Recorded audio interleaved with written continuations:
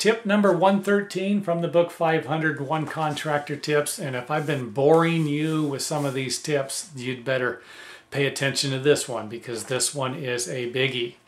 Try to avoid hiring friends and family. This can turn out to be a nightmare, and I've seen it happen over and over again. The last working relationship I had, I shouldn't say last, one of the last ones I had was with a guy that I really got along with. And he was a general contractor, and I did a lot of the framing for him. And we really had a good relationship away from business and during business. The reason why we had a good relationship was because I could separate the two, and he could too. You know, when we were at work, he was my boss. When we were out goofing off, he was my friend. You know, and this works sometimes, but I'll tell you when it isn't going to work.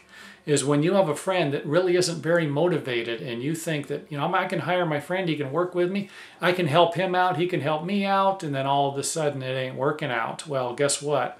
You could say sayonara, goodbye to this friendship and the relationship.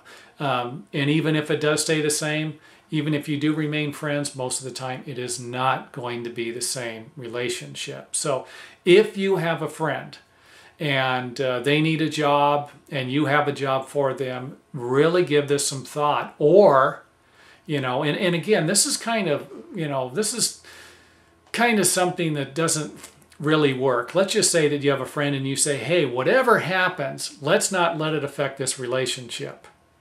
That's something you could agree on at the time.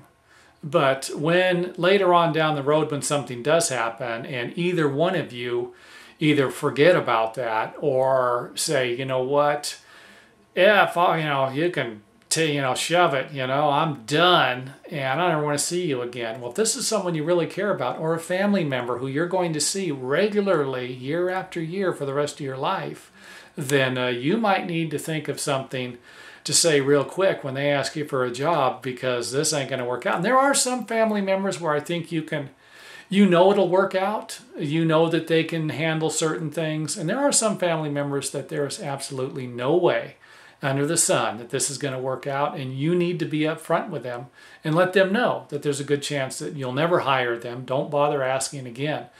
And the more upfront you can be with people, and I know this is tough for people to do.